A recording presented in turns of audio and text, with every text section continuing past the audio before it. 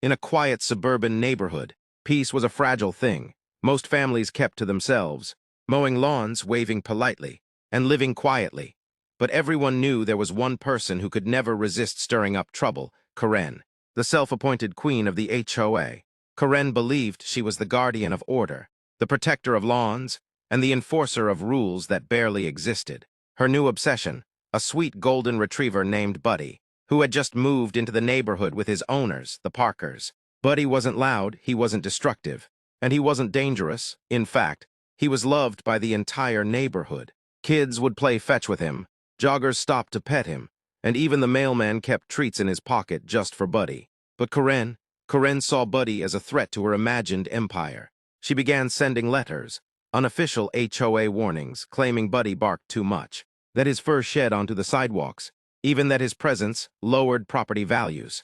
The Parkers ignored the ridiculous claims, but Karen wasn't done. She secretly filmed Buddy in the park, trying to catch him doing something illegal. When that didn't work, she marched to HOA meetings demanding that Buddy be banned. But here's the twist. The rest of the HOA board had grown tired of Karen's antics. They started noticing a pattern. Every problem Karen reported involved things she personally disliked, not actual violations, and now she was targeting an innocent dog.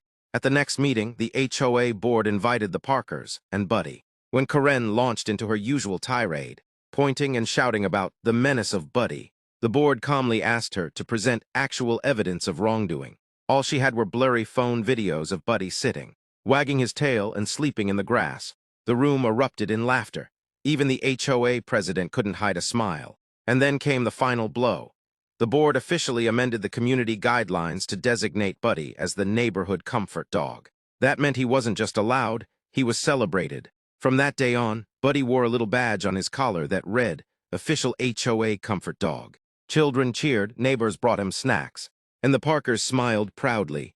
Karen, she stormed out of the meeting red-faced, muttering about injustice, but the neighborhood was done listening to her. In the end, the dog everyone loved had finally outsmarted the woman everyone feared. And Karen, she had to live with the fact that,